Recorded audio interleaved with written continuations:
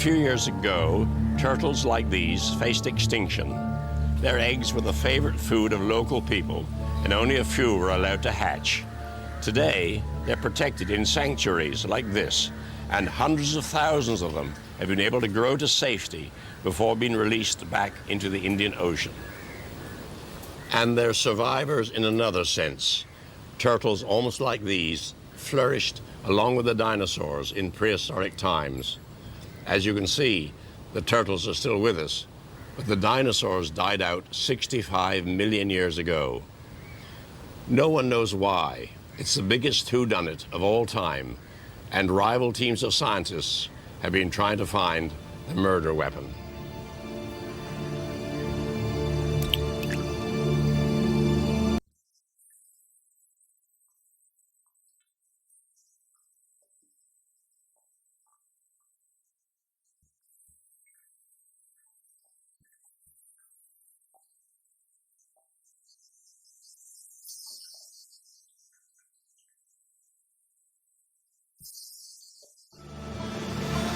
In this remote country, the Badlands of Montana and North Dakota, the Hell Creek rocks are the pages of an open book for dinosaur hunters and paleontologists like Kirk Johnson. Within these rocks lie clues to the Earth's history, and, Johnson believes, to the extinction of the dinosaurs. How's it going, guys? It's here among the fossils that he hopes to find the answer, in the bones of the dinosaurs and in the now petrified leaves that they ate. Now that's a spectacular example of one of the two-lobe leaves, Lyriodendrites bradycae, which is the most common species at this locality. Let's see what we have here. See the bones sticking right out the top here? A vertebrae of one of the dinosaurs. You see it's cracking up already. If we leave it here, it's just going to weather out. So we'll pull it out and take it back to the museum.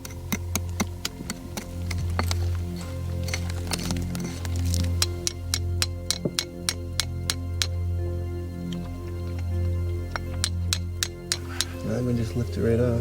There it is. Oh, that's beautiful. Look at that. Yeah, so we'll get a jacket on here in a second, but there you've got the backbone of a hadrosaur, looks like. That's incredible. And these are the beasts that did not survive the end of the Cretaceous. Johnson believes that, amazingly, the date of the dinosaur's death is written on the landscape. Fossil hunters had noticed that, at a certain level on the hillside, the fossils ran out. When they looked closer, they found a strange, narrow line. They realized this marked the division between the age of the living dinosaurs, the Cretaceous, and the first era after their death, the Tertiary.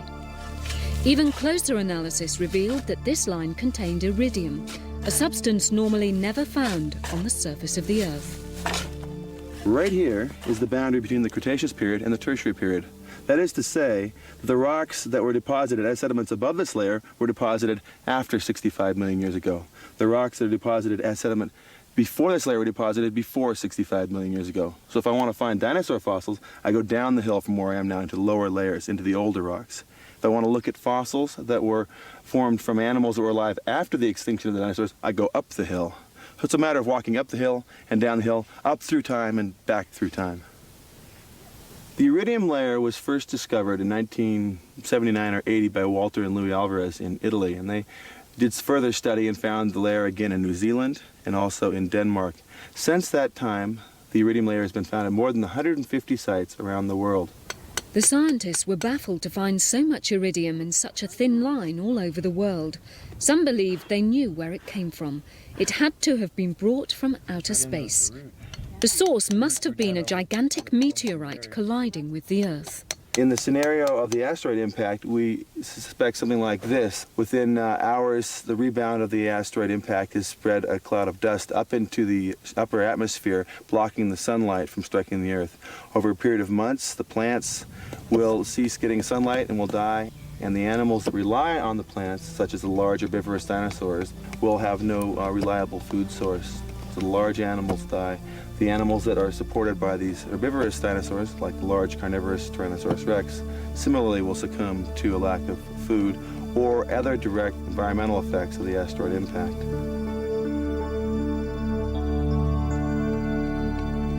The fact that we see huge levels of extinction of plants at this level, as represented by the disappearance of plant pollen and the disappearance of many species of plant leaves, and the fact that dinosaur bones are only found below the level suggests to me very strongly that the asteroid impact and its resulting fallout ash layer were the direct cause for the extinction of the dinosaurs.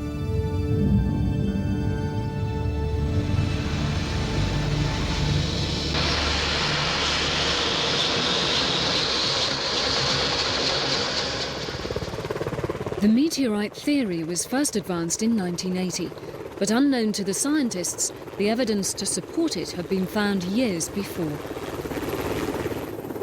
A geologist was prospecting for oil and gas off the Yucatan Peninsula of Mexico. Using a magnetometer slung under a helicopter, Dr. Glenn Penfield was carrying out surveys of the Earth's magnetic field.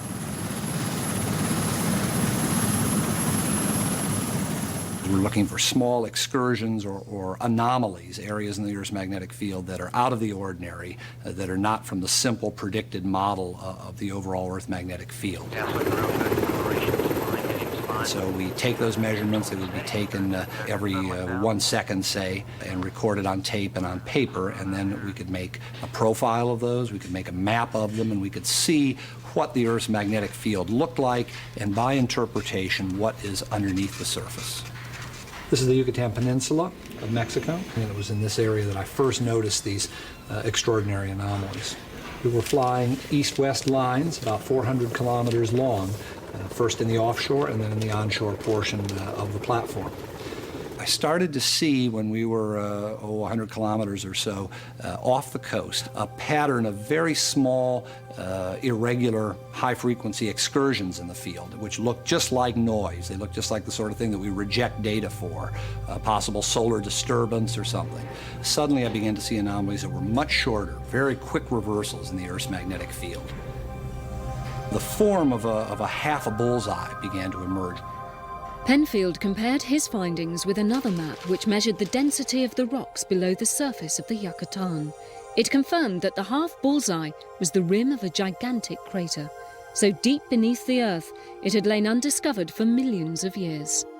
When I put the two maps together, there was just one of those aha moments. I suddenly saw this and saw a feature 230 kilometers across with a high degree of symmetry and unlike anything I'd ever seen in either my academic training or my professional work. And I suddenly knew, I looked at that and I knew that this was the signature of a meteor crater.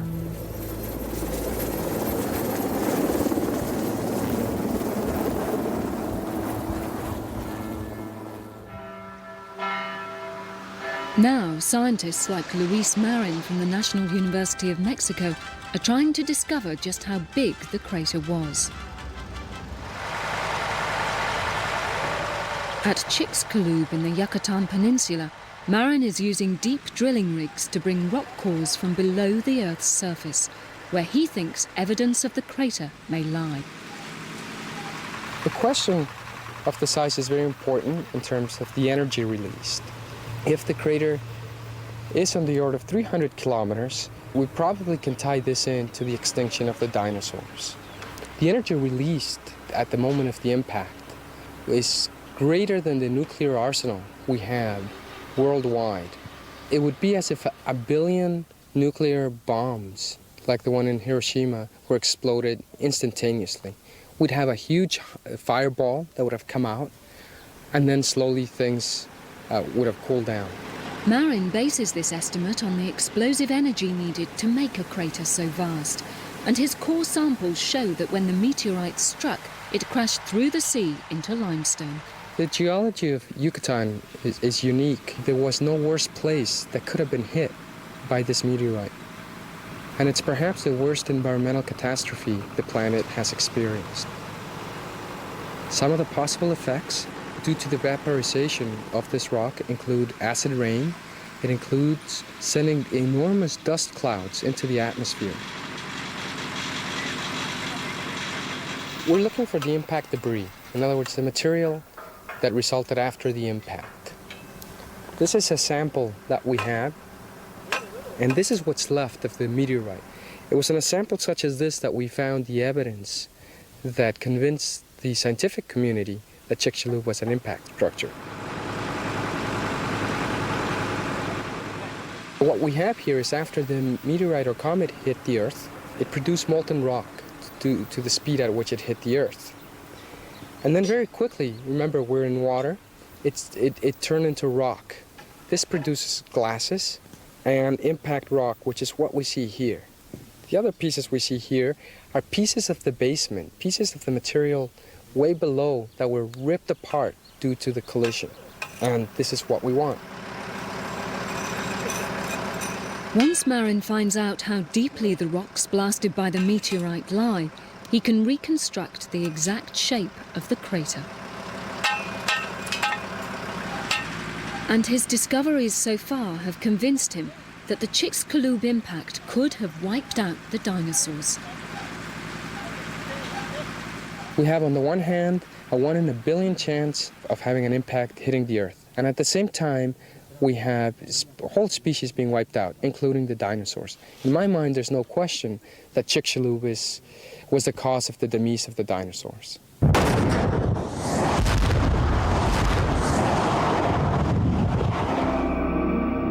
But some paleontologists don't agree that dinosaurs were wiped out suddenly. They claim that they died out over a long period. This man, Peter Sheehan of the Public Museum in Milwaukee, is putting that theory to the test. He organised a team of excavators to comb the outcrops in the Badlands. The dinosaur bones they found there would either confirm the theory of a gradual extinction or would point to a sudden death. What we were trying to do is set up an ecologic study modeled after modern environments. And when modern environments are under stress, we find that the communities change slowly. And the relative proportions of animals in those communities, some animals become more common, other animals become less common when there's a stressed environment. So if the animals in the Hell Creek Formation were dying out gradually, we would expect to find changes in the relative proportions of dinosaurs in those communities. At Hell Creek, Sheehan's team dug at 3 different levels in the rock. This covered a time span of 2 million years. If the dinosaurs had been dying out gradually, the bones would have shown changes. There are about 8 families of different kinds of dinosaurs that have been found in the Hell Creek. The most common family is the group of ceratopsians, including Triceratops and Horosaur. These are animals with large shields and frills on the back of their head. They were herbivores, plant eaters. They had a large horn on the front of their skull. These were the most common dinosaurs in the lower, middle, and upper. They were always the most common. More than half of all the fossils we found belong to the ceratopsians. The next most common group were the hadrosaurs. Hadrosaurs are duck-billed dinosaurs. They're also plant eaters. The most abundant meat eater was Tyrannosaurus, the largest meat eater of all time. This is a vertebra of a tyrannosaurid. A smaller meat eater were the dromaeosaurs. Dromaeosaurs are clawed animals, still carnivores, but they have nice claws related to their meat-eating abilities. And they were always a lesser animal in importance. When his fossil hunters had finished, Sheehan found no signs of a community under stress. Throughout those 2 million years, the dinosaur population was stable. There was no evidence that doom had been approaching over a long period of time.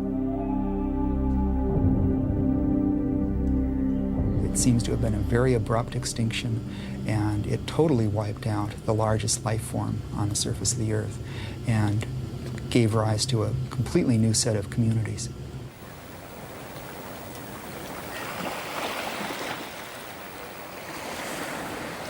I find the giant meteorite theory convincing, but then I'm biased because it was first proposed in 1980 by my good friend Louis Olvers.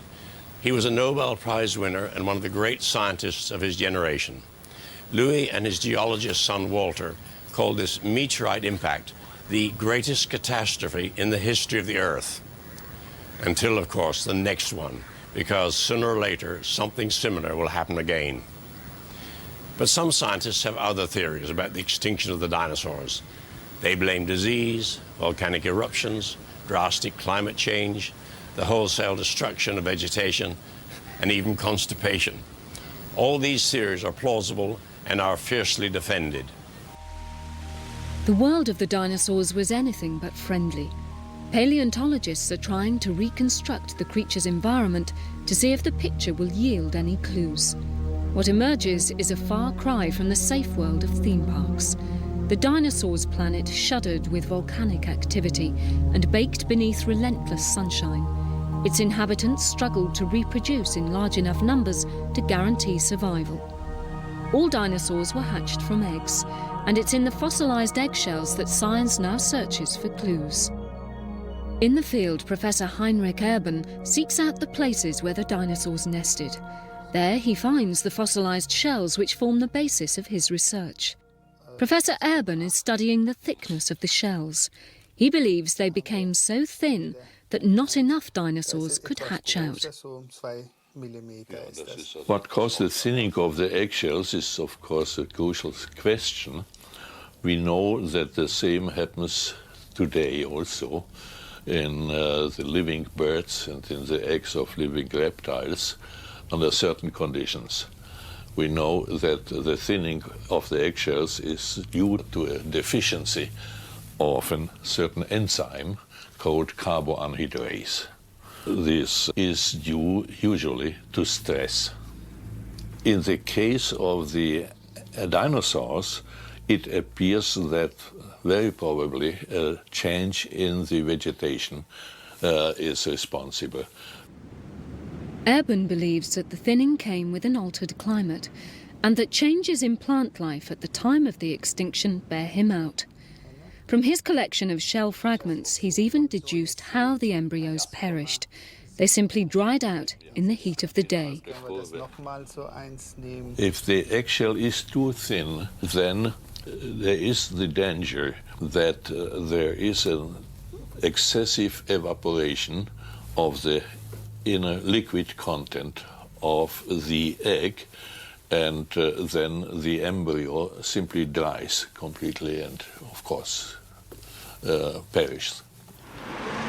Erben's colleague, Abdul Ashraf, also looks for clues in dinosaur eggshells, but he analyses their chemical composition. His team grinds them down to powder and puts them through spectrophotometer analysis. This reveals the chemicals present in the air at the time the egg was formed. Any poisonous elements or toxic compounds will show up here.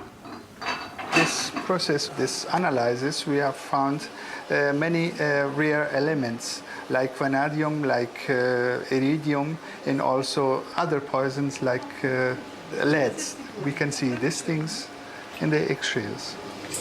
The rare elements revealed by Ashraf's analysis include poisonous compounds normally only found in volcanoes and meteorites.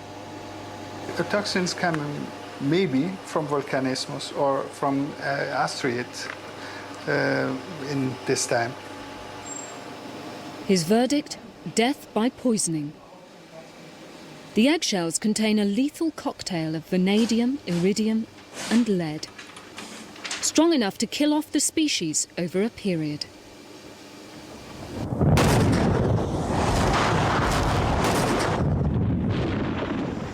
Whatever wiped out the dinosaurs did not affect their nearest relations. Crocodiles and alligators were also around at the time, and scientists want to discover why they survived when the dinosaurs died.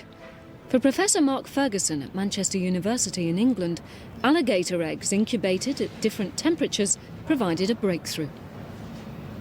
If you incubate eggs at 30 degrees centigrade, for example, a batch of eggs like this, they all turn out to be females. But exactly the same eggs, even from the same clutch, incubated at 33 degrees centigrade, give you 100% males. So 30 degrees centigrade, all females, 33, all males. For Ferguson's research team, that discovery was just the beginning. They also found that the temperature at which the eggs were incubated affected more than just the sex of the creature inside. If it's a cool year, then the animals are smaller, they don't eat as much food, they're well adapted. If it's nice warm weather, they grow large, there's plentiful food supply. So they can adapt their metabolic rate and their body size to a changing environment very quickly, in the same generation, in fact. Yeah. Good. About 3 to go this afternoon. Ferguson concluded that unlike crocodiles, dinosaurs could not adapt quickly to change. Because of their more advanced genetic makeup, they had to rely on slow evolution. Now, you can't change your growth by going on a sauna for, 6 months and coming out longer, but an alligator can. So what happens is that dinosaurs, because they had these chromosomal-based mechanisms, couldn't adapt quickly to the changing environment. It gets cooler. What happens in alligators and crocodiles? They scale down their metabolic rate, they scale down their maximum body size. They can adapt in a few generations. Dinosaurs, much more highly evolved, much more like us, they have to mutate the genes, have natural selection, takes thousands and millions of years. So they adapted too slowly and they went extinct. Another survivor, the tortoise, provided researchers with a theory. Dr. Laurie Croft had been working on human eyes to understand cataract blindness. He analysed proteins from the eyes of different creatures. It was then that clues to a 65 million year mystery stared him in the face. We isolated the proteins from both reptiles and from mammals, and after purifying them and putting them into test tubes, we exposed them both to heat and we exposed them to sunlight. And in fact, we used the roof of the University of Salford and we left it on the roof for 2 weeks. 2 weeks' exposure to the sun brought about a dramatic change and suggested a whole new scenario for the dinosaurs' extinction. Well, we've had 2 weeks of sunshine here in Salford, and you can see now that the protein from the reptile lens has gone cloudy. The protein from the mammalian lens is clear. Now, this would indicate that reptiles in sunlight are susceptible to cataract. Now, if there was an increase in solar radiation, the dinosaurs having this protein, like the reptiles, would have become extinct because of cataract blindness. You can see here that he can retract into his shell and get protection from the sunlight. Now, if you looked at those reptiles that survived the Great Extinction, the lizards, the snakes, the tortoises and the turtles, they can all escape from sunlight. Well, the dinosaurs, of course, being large, couldn't. And having this unstable protein, they would have been much more likely to have had cataract. So the theory is that the dinosaurs became blind due to cataract at an earlier and earlier stage as the temperatures increased. Croft says blindness would have meant disaster. Unable to escape easily from predators or to find food or a mate, the whole species would eventually die out. The dinosaurs would have been doomed.